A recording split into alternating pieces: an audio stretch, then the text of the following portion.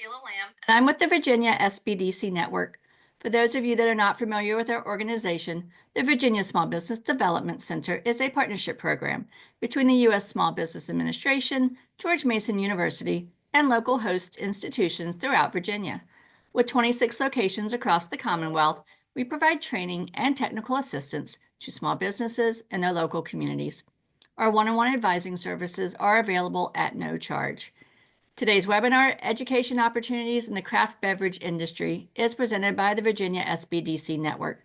Save the date for the next webinar in our Craft Beverage series, Opportunities for Small F&B Producers to Engage in Culinary Diplomacy. Easy for me to say. October 17th at 11 a.m. And I'll drop that registration link into the chat momentarily. We are recording today's presentation and it will be posted on our website, virginiasbdc.org. Due to the large number of participants, everyone's microphone is muted and the chat feature is turned off. But if you have questions during the presentation, you can type those into the Q&A box and we will adjust them as they come in or at the end of the session. We have also enabled the live transcript function, which you can show or hide via your own meeting controls. And now it is my pleasure to introduce the Virginia SBDC Craft Beverage Assistance Program Manager, Chris Van Orden. Thank you so much, Sheila. Good afternoon, everyone, and thanks for joining us for today's conversation about education and skills training in the craft beverage sector. As Sheila said, my name is Chris Van Orden. I'm the manager of the Craft Beverage Assistance Program here at the Virginia SBDC. The Craft Beverage Program is designed to provide industry-specific assistance to Virginia's craft beverage producers. So today's program is going to be a free-flowing discussion on how owners and staff can develop the skills necessary to be successful in the very competitive craft beverage sector. You can enter any questions that you have in the Q&A function rather than the chat, and we'll do our best to answer them all either during or afterwards. So I am excited to welcome today's speaker, Dan Jablow, Director of Brewing Education at the University of Richmond. Dan received his Beer Brewer Professional Certificate through the University of Richmond in 2022. And is in the process of expanding the program with the Business of Craft Brewing Certificate, which we're going to hear a lot about in a little bit here. Welcome, Dan. Hey, thanks for having me, Chris. Yeah, absolutely. Appreciate you making the time. Yeah, anytime. Yeah, so I think that probably most of the people tuning into this will feel the same way, but most people don't go to school or don't go into their formal educational path knowing that they're going to wind up in this industry. If you're of a certain generation, there weren't a lot of opportunities when you're sort of coming out of high school, determining what's next. So you kind of arrive at the craft beverage sector sideways. I, for instance, got started by covering the industry as a journalist and then found my way in. Can you share a little bit about your background and how you got into beer in your case? Sure. It's actually not the first industry that I've entered in a sideways fashion. I did something very similar back in 2009 when I decided randomly, but not so randomly, that I wanted to go to culinary school, kind of thinking that it would open some doors for me, but not really sure what those doors were going to lead to. So I'd say about 2018, I got really bitten by the craft brewing buzz. And I've always been a fan of beer, but it was really like 2017, 2018 when that like really kind of like took off for me. And I've always been very much a DIY kind of person. So for me, I was drinking all of the amazing craft beer that I could get my hands on. And, it was only a matter of time until I figured I'd want to learn how to make beer myself. And I started experimenting, and my homebrewing experiments really kind of like took off, and then they kind of took a pause. Had nothing to do with the pandemic, but I moved to Richmond 4 years ago, and one of my neighbors wanted to learn how to brew. And I said, look, anytime you want to come over and brew with me, you're more than welcome. I'll teach you everything I know.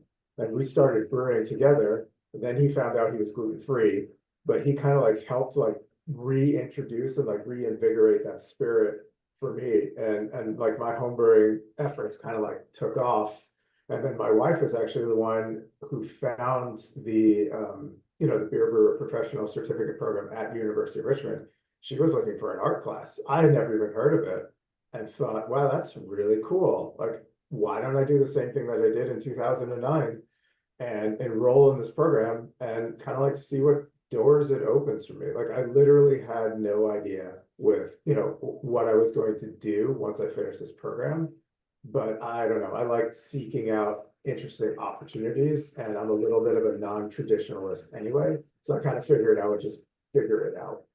And yeah, I mean that's kind of my background and how I got into it.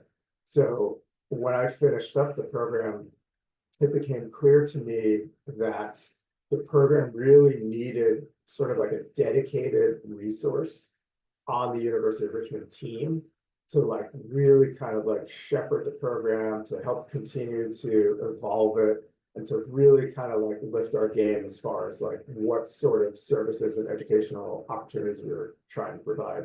And so I basically pitched to the University of Richmond team during graduation that I should be the one to help out with that, as I just gotten part-time with my other full-time job. And they said, sure, great idea. And so I started in October or November of 2022, and here I am almost 2 years later. So very, very sideways, but I'm of the firm mind that you don't get what you don't ask for. Yeah, And no, I that's great. tell anybody who listens that, because like this program is so much about what we teach you, but it's also about what you're willing to do and kind of like get out there and like make the relationships and make the networking happen and really engage the community. So I'll stop Yeah. talking on that. No, I like hearing about, even though, I'm sure people don't think of education as the most entrepreneurial space, but it's cool to hear that, hey, you went through this, and even though you didn't decide to open your own brewery, you still built something, you built this role, and it's that's part of what I experience a lot too. And the hat that I wear is you have, your traditional learners or your traditional businesses, and then over here there's the craft beverage sector, right? Yeah. People need a slightly different approach and different set of resources. Part of it is just the way that this industry has been built to date. So, I mean, since you came from started out with your interest in this based on the production side, maybe we could start there about, right? People traditionally learned about the production side of craft beverage industry through, right, informal apprenticeships. Maybe, they might go and might be an assistant brewer somewhere if they know somebody there. The home brewing, getting mentored by somebody. Maybe you might get a job and work your way up from, keg washer or whatever, bottling day assistant, work your way up the chain. But we're seeing, and there are always exceptions to that, right? There's of course like your UC Davises and your Siebel Institutes, that have been around for a while, but you're seeing more options now that are really structured, covering the ins and outs of production in local communities. So can you talk a little bit about kind of the way that the program at University of Richmond is built and what subjects you typically see covered in these programs? Both sort of in the general sense, what are some of the core competencies that you have here, and how do you see that kind of implemented in your program? Yeah. So I think to kind of answer that question, I think it sort of helps to kind of like talk about sort of like the three main buckets with which our students fall into. Mhm. So typically our students are either folks that were very much like me, that are very much into homebrewing and kind of want to do something, but maybe are not sure what that's going to be, but they like homebrewing, they like the education. Maybe they want to become better homebrewers. Maybe they want to, really level up their homebrewing for entering homebrewing competitions, right? So that's, or they're just kind of like enthusiasts, right? So that's kind of like one group of people. Another group are the folks that are a bit more serious about career change, right? A lot of folks that are and have worked in different industries for a very long time and are quite frankly burnt out. They're looking for exit plans, exit strategies. They frequent their local craft brewing establishments and have absolutely fallen in love with the culture and with the products, and they want a piece of that action, right? They want to learn how to, maybe start up their own craft brewing business, or kind of like enter the industry, right? So that's another group. And then kind of like a third group is the group that's already really serious about entering the industry. or maybe has even started an entry-level position in the industry, or has been hired by a brewery, and then the brewery decides that they've heard about our program and they want to send them through our program to give them kind of like, some footing underneath with that, so they can kind of like stand up and sort of be supported by some of the training that we provide. Also, kind of like in that group, there's an interesting sort of like sub niche within that. There's a lot of sort of like brewery owners that kind of come through the program that don't necessarily have that production experience, but they sort of like bring more of the business sense, and they're just curious about the process. There's also, I've had quite a few folks that work front of house come through the program so that they can quite frankly learn how to talk more from an informed perspective with their guests about, beer and how it's made and like what are all the different styles, like all about. So that's kind of like the makeup of our group. And so then with that said, to kind of pivot. So where the program really starts is, kind of like into a deep dive about beer styles. We devote 3 weeks to that. It's a pretty good chunk of what we do in the get-go, just to kind of like give everyone that sort of like foundation, right? Because people, know about the differences between ales and lagers, but there's so much more nuance to that. And then we kind of go through, the entire process. We talk about different ingredients that make beer. We talk about brewing process and terminology at kind of like an introductory level. And then we do a bit more of a deep dive into the actual brewing process. There's a couple components that are a little more hands-on. So we do a 3-week-long yeast biology lab where students can actually get their hands on some yeast and learn techniques for how to count cells, which is really important when, determining your yeast viability and pitch rates and all of that.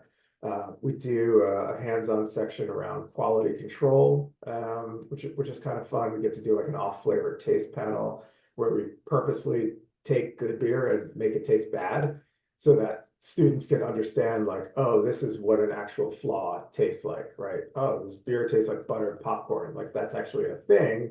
And, we teach students to recognize that so that they can understand it and also like learn how to prevent that from happening, on the production side. And then we kind of finish up with a little bit of like you just barely scratch the surface of, some of the more business aspects. So we do kind of like an introduction into sales and marketing, and then we finish up with licensing and regulations specific to the state of Virginia, because so much of, what happens with brewery licensing and regulation, like, yes, some of it's controlled by the federal government, but every state does something a little bit different because that's just how it is. So that's kind of like our that's kind of like the nuts and bolts for our primary longest offering, which is our craft beer or beer brewer professional certificate program. And that program takes 6 months to finish, with classes meeting once a week in the evening. Yeah, and that's virtual classes or in It's person? a bit of a hybrid right now. So classes are virtual. Where it makes sense to hold the classes in person, when they get a little bit more hands-on, we do that. And then there's also a couple kind of like field day experiences that happen throughout those 6 months. So we work pretty closely with Virginia's really only craft maltster, who's one of our instructors of the program. And then he offers a tour of his facility, and students get to see the malting process from like start to finish, which I think is a really cool experience. There's a couple observational brew days that students can participate in. But I have to be very clear that it's not really hands-on, because if you happen to have like a very big class of students, it's hard to provide that hands-on experience for everyone. But for a lot of our students, it's really the first time that they've seen, kind of like the behind the scenes of a brewery. And it also really helps gel kind of like those concepts that we talk about. So when we go through the brewing process and technology module, I try to pair that with the brew day. So as we're going through those concepts in class, then the students can see that in person. And I also like to point out, while I could teach the classes, I leave that to the real professionals. And so I've got a great network of people across the state that I work with. And it's really those guys that are really those guys and gals that I really lean on heavily to teach and deliver content and host brew day. So, if any of them are on here right now, I can't see who's in the chat. I just want to say how much I appreciate all of you and your continued support for this program. I couldn't do it without you guys. Yeah, it's very nice to hear from people who have done it. I mean, probably very well how much of a gap there is between even sophisticated home scale production and a small professional system, right? Just Absolutely. I was a passable home brewer in my day, but no one wants to let me anywhere near a production floor. Just we're talking about transfers and pressurized tanks and right, just the sort of engineering side of all of it. Never Right. mind having to tailor recipes for, what's your efficiency going to look like? What's, Mhm. all of these kinds of things you have to think differently about. And Yeah. being able to walk the production floor for a full day and seeing how the pros do it, even just, kind of tips, those kinds of insider tips from the people who've brewed 200 batches of beer or whatever it might be. They Yeah. are the stuff that they've internalized. If you can Mhm. learn that instead of having to go and do 200, batches by yourself, the first half of which are passable, it's better to Yeah. learn from Yeah. them. Absolutely. Um, Well, you mentioned it already a little bit. So that's the offering that you have in that around kind of oriented around the production side of the business, right? Very Mhm. important. There are ways to learn this informally, but you can get a lot of bad habits. You can miss very important things. That's a necessary thing to be a successful operator, but it is certainly not sufficient. So these days, in particular, as the industry is getting more and more competitive, um, being successful in this space requires more than making just making a good product. The business of right alcohol production it requires serious chops, right? And only a small percentage of founders have a formal business background, right? A lot of the people are passionate about the product. They may not have a ton of experience either running a business or certainly running a business in the sector. So can you talk a little bit about the sort of education for those who are not on the production floor? Mhm. Yeah, absolutely. So the business of craft brewing program predates my arrival. That business or that program has been running in Richmond since 2016. And it's, there have been a few changes to the program since then, but not too many.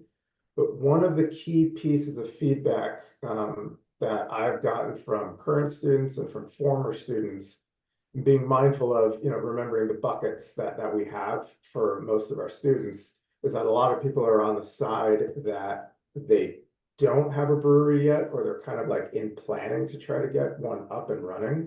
So kind of listening to what all of them wanted. And then we actually surveyed like our entire beer brewing professional certificate student alumni groups and all of the folks that have ever inquired about our program and have never filled out an application. Mhm. And we basically were looking for feedback. Where did the program really support you? Where didn't it support you? What else is needed? And sort of taking some of that feedback in mind. I have, one of my job perks is I get to go to lots of brewing conferences, which is really great, but it's also really overwhelming when, one of them is you have to spend like 4.5 days in Vegas, which Mhm. is a little disorienting for someone of my age at this point. Anyway, not to get off on a tangent too much, but one of the things I really heard was that our program doesn't do enough or didn't do enough to really support the business side for folks wanting to get into the industry. And so with that, at late last year, I started formulating an opinion around we need a business of craft brewing program that can do just that, that can sort of equip, the next generation of like brewery owners and leaders to kind of like come in and really be successful when they launch their own breweries. So that was kind of like the impetus behind, creating that program. The real work on that program began at the beginning of this year, and we actually launched our inaugural cohort in July. And so that business of craft brewing program is shorter than, sort of like what I'll call the flagship certificate program. The business program is 10 weeks long and it's all virtual. And it's like deep dives into strategic planning, brewery finance, and then brewery operations, and then brewery sales and brewery marketing as well. And that was really, for me, it was really just a matter of finding the right people to teach those modules who could really bring a lot to the table. I know you had Julie Rhodes on recently. So Julie Rhodes is, she's on my team, and she literally was like the keystone, like the one that comes into the top. She's the one we dropped into place. And I was like, boom, like we're here. Voltron has formed. But she was just so instrumental with her sales and marketing backgrounds, and everyone else that's on that team. So that was really kind of like the first foray into expansion in terms of new programs, right? So I'm also kind of like fresh off of the inaugural Virginia Brewers Conference that happened here in town in Richmond, Monday, Tuesday, and Wednesday. And so I'm like, I've got so many ideas in my head, and really where I'm at right now is I think there's a huge opportunity for us to kind of continue to really work more closely with breweries and really sort of listen to what they need and listen to where are areas that are weak spots, or what is happening in the industry right now and how might we be able to support that. And so one of the things I heard at a conference I went to earlier this year in Portland was a really good seminar on leadership. And so that's the next course that's actually in development right now. And that will launch right after the Craft Brewers Conference in May of next year. So that's going to be probably like a 10-week or so program. And that's going to be specifically focused on folks who are interested in learning more about their own leadership styles and really learning how to build, retain, and effectively manage themselves and grow, and also their teams as well. And then specifically towards business, right? So now we're sort of like getting into like more of like, okay, I'm in the industry. How do you support me with your educational programs? This is kind of like the next thing that I hear is or I see is going to be a big need, is really providing brewers and brewery owners and operators, especially some of the smaller folks who are teams of one or two, right, with more of that like business and financial acumen to really kind of help them run their breweries and make them profitable as much as they possibly can, and help control things that they can't control, such as skyrocketing material costs, which I'm hopeful are starting to finally die down, right? If the CPI is, anything to really be believed. I haven't seen it at the grocery store, so I'm still waiting for that. But you know what I mean? It's like really, how do we serve that group of people so that they can make better informed business decisions about their businesses going forward? So that's kind of like what I see next. It's kind of like a little bit of a roundabout way to answer your question. No, that's great. I mean, it's good to hear that you're reacting to what the demand is in the community and keeping your finger on the pulse of what's happening in the industry. Like I'm sure everyone who's been to school has been attended a class or been in a course where you could tell the curriculum hasn't changed for 25 years, and this industry moves very quickly. There are new realities all the time. That we at the SBDC, we're here to support big businesses on all fronts, but it's a full-time job to keep up with what's happening in the craft beverage sector. And I know for our craft beverage program, we try to support that. But if you're talking about formal education, it can't just be a set it and forget it kind of thing, right? What's happening? What are people's needs now? Even just some of the baseline assumptions that go into, like how should you manage your inventory? Well, there's a very different answer 2 years ago than it is today. Yeah. And the message that's, that we're all hearing is that, to your point, things have changed. The industry is in a different place than where it was 5, 10 years ago. And, we've got to remain, strong as an industry.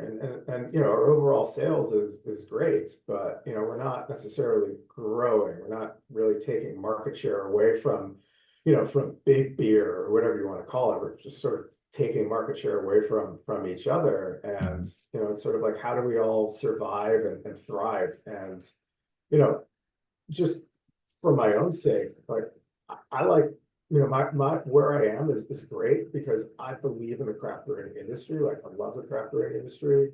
The people that I talk to are so great and they're so genuine, and it's really different than what I see in a lot of other industries. And so, like, kind of selfishly, like I want to help do whatever I can do for the industry. So I feel like I have to be, and we, I speak on behalf of the University of Richmond. I feel like we have to be nimble and we have to adapt to what the industry needs of us so that we can continue to be relevant. But it's not self-serving, right? I'm not saying like, oh, I'm trying to make $1 million doing this. Like, I just want to help.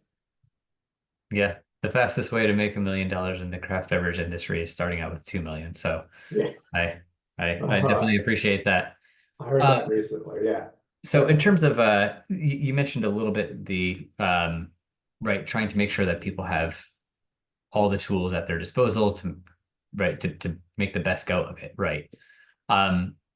So when you're working with companies or people who are looking at setting up businesses, beyond the programs that you run at the University of Richmond, are there any other trainings, certifications, resources that you find to be really helpful for people? Right? If it might be like hey, before you sign up for our certification course, here's a tool to go to. Are there any kind of places that you send people to look before Yeah. they get more serious about it? Yeah. I mean, I'm a New Yorker. I tell people, how it is, how I see it, and I'm the first person to tell you if our program is not right. And so if you're someone who's like really looking to deep dive into the science and like the advanced science behind craft brewing and like super deep dives into malt and chart of analyses on malts, for example, like things like that. Like I will tell you, great, but go take a Siebel course, right? They're the specialists in that. Like that's if that's what you want, cool. Like go for it. UC Davis, like there's other programs that do things like on a more technical basis that we do. So I constantly have that conversation with students and I listen to them and ask them, what do you want from this experience? Like what are you looking for? Like what are your aspirations? And I have that open dialogue. And the last thing I want is to have someone go through this program and at the end of it be dissatisfied. And I feel like I'm not doing a good job if I'm not being upfront about, what you can expect and what you can't expect. So, I sometimes do recommend those options for people, for folks that want to do more of a deep dive into sensory training and tasting and flavors. Like I'll tell them to go do the Cicerone program, right? And go get, go start with a level 1 Cicerone. And that's not that our certificate and seeing and having that certificate and having that like on your resume doesn't help. But certainly like having a Cicerone, right, on the level 1 or on an advanced Cicerone, like having that on your resume and you want to work front of house somewhere, like that's a great ad. There's other trainings and other things that people can do, like for services, like tips training is really valuable. In Richmond, we have Safe Bars Richmond, which is our local chapter of Safe Harbors. And so that's all about, really sort of like training brewery workers and employees to stand up to sexual violence, right? I mean, that's a big thing. We work in an environment that can be highly charged with alcohol. And, we have to sort of have folks have this awareness, and it's not just for the brewery employees, it's also being able to spot that and to manage that, amongst your guests while you're behind the bar serving folks. That's always a great one for folks that want to or work at larger breweries. Sometimes those larger breweries, even some of the medium-sized ones, will have forklifts. Right. So I've got a partner that actually offers forklift training, like here in Richmond. And it's like, I'm not even going to try to teach you how to drive a forklift, but I know someone who can and will happily, give you a discount. Right. So it's like those kinds of things. Obviously, what you guys do, your SBDC webinars are great. The Richmond Law Library, has tons of resources as well, and they offer tons of different kinds of seminars as well. So that's good for local folks to the area. Obviously, like Brewers Association, I recommend everybody joins Brewers Association because they have so much to offer, right? Like draft line maintenance. Everyone should know how to do that, right? I Yeah. don't bother teaching that yet because I can just refer people to the Brewers Association program. So those are some other things that, you know, come to mind for me. Oh, no, that's great. I mean, it's when you start digging in, you realize how many areas of expertise that you need to have on a team. And of course, it makes sense that no one shop should try to do all of these things, but it sounds like there's if somebody comes to you all, they're gonna get kind of triage to the right solution, whether that's the Mhm. University of Richmond program and or something else, right? Right. It's a big world out there. There are lots and lots of tools, and you don't have to go it on your own to try and figure out how to gain these areas and filling in blind spots, right? I mean, Yeah. you may not realize just getting a forklift and that's not doesn't mean that you're going to have somebody who knows how to run that thing. It's a Right. definitely a skill set that you need to work Yeah. up to. Um, that said, right, there are all these kinds of competencies that you want to have on your team. Sometimes it makes sense that you might not want to invest to have that on your team. There might be outside groups that you can have to say this skill set we can hire in. So are there any areas that you typically recommend producers seek outside support for, whether we're talking about contractors, vendors, any other kind of third party arrangement? Yeah, absolutely. I mean, I say this to anyone who owns any kind of small business or medium-sized business, whatever it is, don't even attempt to do like your own taxes, Mhm. right? Like that's something that like I'm great with numbers, but I cannot, nor do I have the interest in keeping up with the tax codes. And so now, as a brewer, as you layer in the complexities of conforming with ABC and the TTB, the taxation board at the federal level, like I would not even waste any money trying to do it on my own. I met someone at the BBC yesterday who's a consultant who works exactly in that realm, helping folks out with tax filings. Um, because the last thing I'd want to do, he was telling me some horror stories about breweries, producers getting hit with tax audits and finding like 5 and 6 figure unpaid tax bills because they weren't filing their paperwork correctly. That, when the time comes for me to open up my own brewery, like you can trust that I will outsource that as much as I possibly can. Mm-hmm. That's just like a COA, or CYA policy right there. So really like having someone to help out, even like the next level of that is like having someone to help out kind of like with legal matters, right? Mm-hmm. Like, and I know lawyers can be expensive, but there are a number of lawyers that work specifically in the craft brewing industry and are licensed to practice law in a number of different states, right? So I met a guy who lives in North Carolina who is licensed to practice brewery law, here in Virginia and North Carolina and a couple other southern states. So even having like a regular check-in or subscribing to someone like that's mailing list because they might have conferences or webinars or that they go to speak at events, right? I think that's good to have someone like that in your back pocket, right? Especially like I keep thinking about all these like really, really small, super small breweries that have, an owner and an operator, and that's the same person who also happens to be a master brewer. Like you can't possibly do all these things on your own, right? Not without burning yourself out. And there's just so much that happens behind the scenes, and you're trying to focus on producing great beer, which is at this point just like the bare minimum that you need in order to have a successful brewery. So again, like hiring and looking for help with human resources, right? When Mm-hmm. it comes to the point where you're looking to bring on a team, like really like I think working with someone who has some HR acumen, even in like a 1099 capacity, who can help you sort of like document, how to hire, how to train, because I know a lot of people have that experience, but a lot of people don't, right?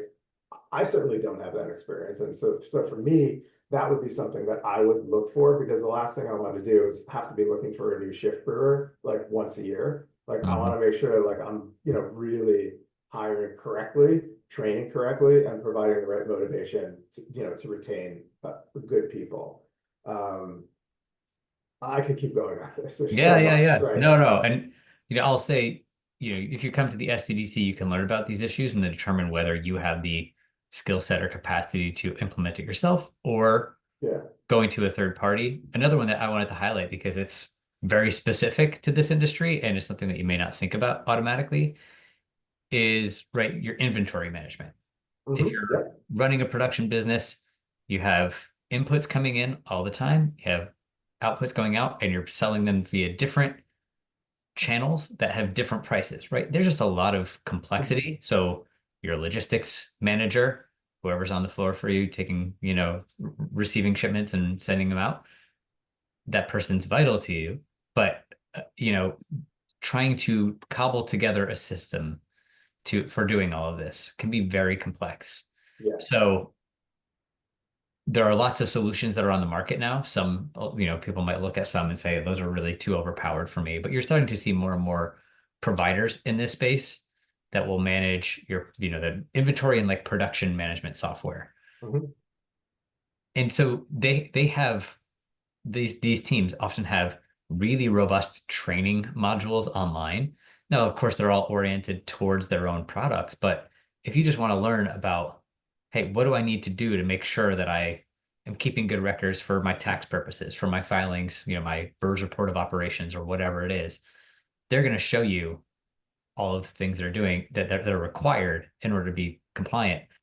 And it should make you very aware that even a very small company can quickly get out over their skis in this area if they're trying to put it together themselves. And hey, is there a software package that can help me with this? Or is it making sure that you have somebody on your team who's doing these things?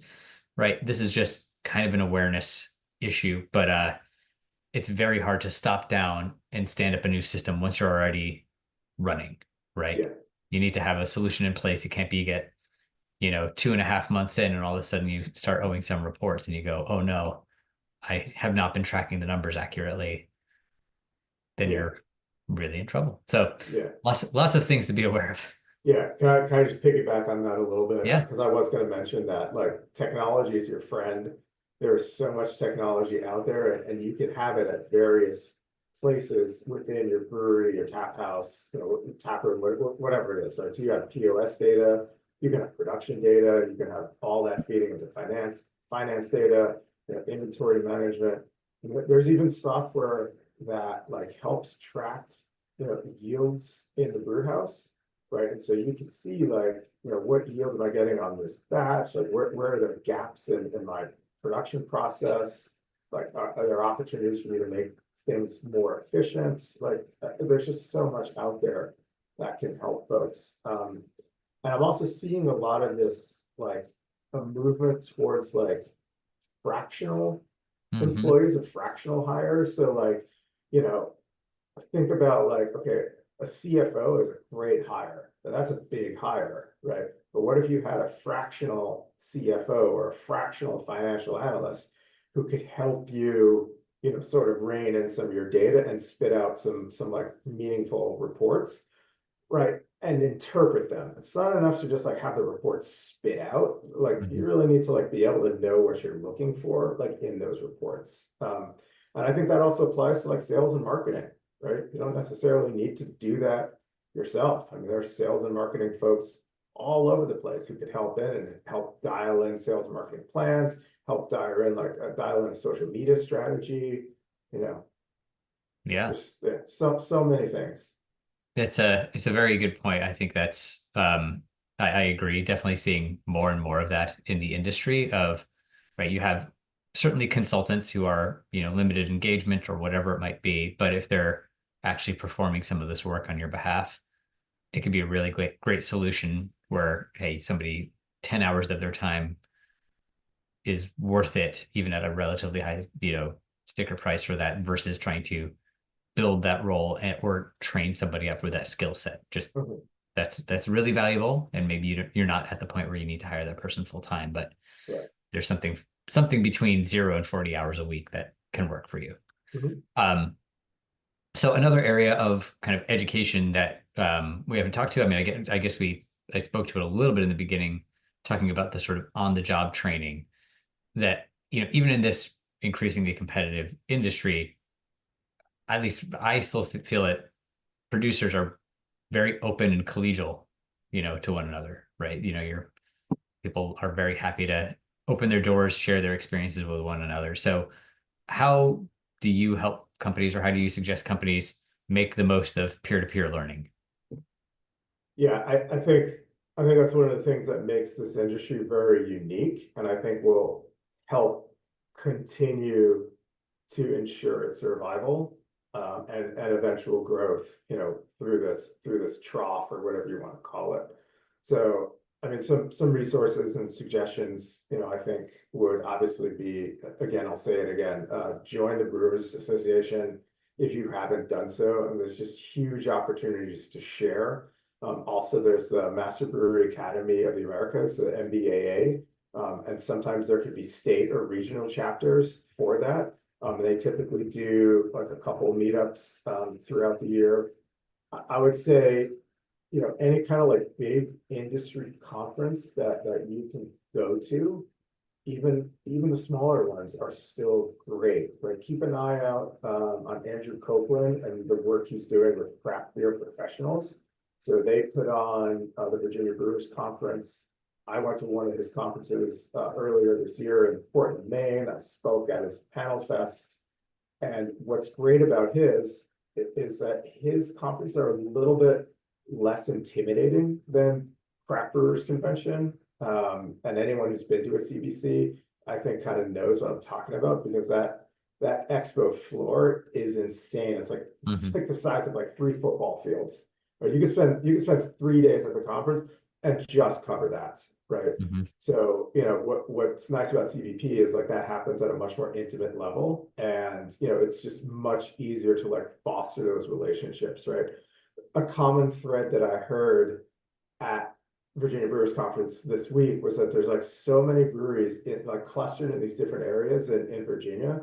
And in some areas, there's less collaboration than some of the new brewers to the market like would have expected, which I thought was kind of interesting to hear. And so I think, foster those connections, right? Like, is there or could Facebook groups be created, right? The Tidewater region's great because they have the Coastal Virginia Brewery Alliance, right? Northern Virginia has, they have a Facebook group specifically devoted to owner operators like in the Northern Virginia area. Richmond used to have like a specific trade area for the Richmond breweries. I don't think that's a thing anymore. And if it is, then they're awfully quiet. Obviously we have the Virginia Craft Brewers Guild here. They put on events like enter or attend as many of those things as you can, right? Attend the seminars, attend the meetups. Like look at what you guys are doing with the SBDC. Like look at those meetups. Like look at what Virginia Craft Brewers Guild does. They do a meetup. I'm gonna mess it up. They do a meetup like once a quarter. It's for a couple hours. Like go join it, see who's there, and talk to people, right? Listen to what other brewers are saying, because brewers are pretty. I'm not going to generalize everybody, but lots of brewers that I meet are very, very happy to share their secrets and share things that have worked for them. I mean, that was the spirit of what I heard at Virginia Brewers Conference, over these last couple of days. People are very willing to share and are happy to help. Everybody is putting their contact information up at the end of their presentation saying, look, I've just led this financial workshop. If you have any questions, here is my number. This is where I work. Come find me, right? Work on collab brews with your neighbors, or, with your neighbors, even in other regions in the state, right? Do some like cross-promoting events. Serve as a mentor, for someone new in the industry, or, even for someone in a different part of the region, right? Who's like interested in your brewery. They want to come down for a weekend, like let them hang out with you, have a couple beers, talk shop. I think it's like, there's like no recipe stealing or poaching that's like really gonna happen. And if it does happen, it happens. It happens in the food service industry as well. But I think generally speaking, for the folks that I've interacted with over the last 2 years, like 3 years if you count my time in the program, like everyone has been so amazing and so willing to open up their doors and open up their houses for me and for my students and, you know, for each other. And that's great. And that will continue to really ensure the long-term success of this industry, because I think we all want the same thing. Yeah. And it can be very hard when you're busy to Mhm. take the time, right? You know, ideally, you're not just looking to reach out when you have a problem. Yeah. So if things are going well, still take the time, make these connections, because you never know when the time comes where you have some complex production issue that you need insights into, or you're saying, hey, I really need to find a new bookkeeper who's really good. And rather than starting to Google around, you call Mhm. your three neighbors and they're going to give you the names and they'll tell you who to stay clear of. And that's way more effective than trying to just do it all on your own. So taking the time, because, right, you know, you hear about it. I've definitely seen it where, you know, somebody's pump fails as they're trying to do a transfer and they're able to go to visit their neighbor and just bring the pump over for the afternoon to do that transfer to save that batch so that you can move the next thing over, right? If you're in the wine industry, being able to know, hey, I want to buy some fruit or some juice off somebody. I'm not just having to go on the internet and searching for this stuff, but being able to make those phone calls, developing that goodwill up front so that when the time comes and, you know, being and understanding that you have value to give to others too, even if you're relatively new. Hey, here's my horror stories. Here's some issues to avoid. That's really valuable to people, right? Yeah. Don't deal with this vendor. They are a nightmare. Yeah. That's really important. That was one of the topics covered in a seminar yesterday was, you know, how learn like horror stories from brewers who have been doing this for a really long time and how not to make the same mistake. It's a really important one. And I don't know, this might be a bit of a clumsy segue here, but I want to make sure we touch on it. Yeah, it's all right. Right. One of the biggest mistakes that I see in the industry is companies that are super reliant on a specific skill set in-house and don't really think about succession planning. What happens when a really key team member moves on for whatever reason, right? People enter and leave this industry at various times. They might move across the country. They might leave the industry. They might move to another company. All these things happen. But if a producer is very lean and they rely on one or two skilled people to carry out a mission critical task, you know, you can be really vulnerable if you lose that person. So if you only have one person who knows how to run the lab and all of a sudden you can't do cell counts anymore, well, you're going to start having some fermentation issues if you don't know your pitch rate, those kinds of things, like you mentioned. So you talked about it a little bit before, but if you could talk a little bit more about how managers or owners can strategically upskill their team to build a little bit of redundancy in, right? This is for the company's benefit, but also providing opportunities for career growth within their team. Yeah, for sure. Um, it's an interesting question because this came up a couple of times in speaking with some folks, you know, during the conference. And I also can speak from my own personal experience. Once upon a time, after I went to culinary school, I launched my own smoked meats business. And this was one of the biggest problems that I had, and it's delegation, right? So I thought that I had to be the person to make things all the time, or else like someone was going to get it wrong. I could not trust that process to anybody else. So the first thing, and I wasn't able to make this mind shift until recently, which didn't help my business. Um, but it's like this notion that like it's a fundamental mind shift that first you have to be okay with delegating and like letting someone else do that work to free you up. Right. Another common statement that I heard so many times is, you know, in this conference and previously is, you know, you want to work on your business, but not in your business. Right. And I think that's really valuable. And I just wanted to say that because I think for some people that could be really difficult, especially if like you're like, you know, a one or two man or woman operation, like on the production side. Mhm. And it's like, oh, you know, I don't know if I can trust this guy or trust this gal just quite yet. So obviously, like, you know, you've got to be able to hand over the reins at some point on some things, like when you get comfortable with whoever else is on your team, right? So like, I totally understand that. But, with that said, I think, specifically like, really the first thing I can think of is like cross-training, right? How do you build redundancy in the process so that, first of all, you as head brewer can take a day off and go hang out with your family, right? You need to build that redundancy in. And then you need to build that redundancy to your redundancy in case your backup plan, right, doesn't work out. And, your backup plans always have to have a backup plan, right? So just kind of like thinking through those steps. And so how do you do that, right? Well, one way to do that is to invest the time in having like rock solid, like crystal clear, like standard operating procedures, right? To do that, like training Bibles, right? And then there's ways that you can teach people, right? So what's that like 3-step method for teaching? Like, I'm going to tell you how to do something, and then I'm going to have you explain it to me, and then I'm going to have you show me how to do it, right? So there's like ways to do that, but you can help facilitate that process by saying like, okay, cool, here's a standard operating procedure. I can't come into work today. You got to brew today, like, or you got to do this tank transfer today. Like, here's what you need to do. Again, like I'll give a shout out to the Brewers Association, because they also have like a lot of this training that, managers, owners, operators, whatever it is, can say, look, like, here's some cool courses on BA that you can take.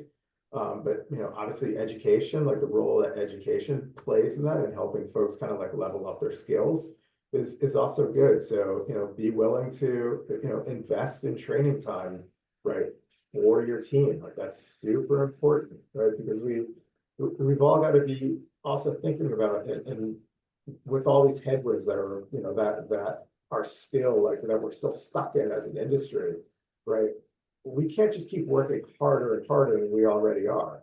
We're working with stuff that's hot, dangerous chemicals, like, we don't want to get even more burnt out, right? So we also have to like kind of keep in this mind of like, how are we taking care of ourselves by delegating, by, make sure that your teams are getting the proper trainings, and you're cross training as well. So like, you can take an afternoon off if need be, right? And, it doesn't, I know I sit from a very comfortable position as not being a brewery owner yet. I'm working on that. But, I just think like there has to be a world where, you're taking some time and space away because you have a team that can do that. And then you can focus on the other more strategic things that need to happen. Yeah. And it can be an investment, right? To upskill people. Of course, cross training, right? That's a natural way to build in redundancy as the company gets more and more sophisticated, whether it's production or sales, right? If you're doing more distribution sales, well, how do you train your sales staff to do things they haven't done before? They're gonna eventually kind of outstrip their skill sets, right? If your company is going in a good trajectory, it's going to cost some resources, whether it's paying for a training or just investing time to say, hey, you're going to go attend these webinars or trainings or whatever it might be to go get these skills. But there's definitely a guarantee that investment is going to be a lot less than the investment of that person either failing at their job and things don't get done properly, or they leave for a job that's going to equip them for growth. And then you have that really painful transition period while you're trying to fill a gap for very important things. So, right, making strategic investments in your team to give them those opportunities to say, hey, you used to be a shift brewer. Well, now all of a sudden you can be a lead brewer. You can lead, you can actually go ahead and mash in. Like, you have that skill set now. We trust you to do this. Well, you've just given your team more breathing room. Ideally, you're also growing your business, and people are going to stick around longer if they see that there's a trajectory. They don't hit a ceiling after a year, and all of a sudden, well, I need to go out in order to go up. Yeah, that's a great point. Like, having somewhat of a path for your team is great, right? Having regular check-ins with your team. What do you like as a leader, right? It's just, it's your responsibility to ask, like, what can I do? Like, what do you need? Like, what roadblocks are in your way? I'm here to support and help. Yeah. Well, we're nearing the end of our time, so I'm gonna kind of go to our last question here, which is what I ask, I think, pretty much all of our speakers in the series. So, is there one last thing that you wish that our audience knew about education? And I'll say I'll ask you to at least put a little bit of specifics about some of the upcoming programs that you're going to be offering, but any other educational elements that you'd like to highlight as well? You know, so I will put in another plug. So again, like the leadership, like that's a huge opportunity. A lot of folks that are in managerial roles in breweries, sort of have learned on the fly, and there are definitely some, trainings and some skills that can be built in class, working with other, leaders in progress, if that makes sense. So I'll definitely put in a plug for our brewery leadership course that, fingers crossed, will launch in early May. I think, like I try to be, as I've said it before, as responsive to what the industry needs, as much as I possibly can. But please, reach out to me with any suggestions. Like if you hear something, you think something's a good idea. Again, I don't know how many brewers are on this call right now, or if anyone who has any industry experience, like tell me how I can be of better service to you on your journey or the industry as a whole, because I'm not doing my job if I'm not asking that question and I'm not listening to you, and if I'm also not, like, I have to do this outside of the vacuum of my lovely home office, right? I have to do this in response to what the industry needs and what my students need, or else, our service just becomes obsolete. And that's like the last thing I want. And my hope is that all education takes that approach, right? I try to run the school or try to run this brewing program like a business as much as I possibly can. So what do businesses, in the stage of maturity, what do they need to do to survive, right? They have to adapt, they have to innovate, they have to be flexible, and they have to listen. So that's what I'm trying to do. I love it. Well, and I want to emphasize the point for everybody, even if you're up and running and you're successful, education is not something that you should be doing once and be done with it.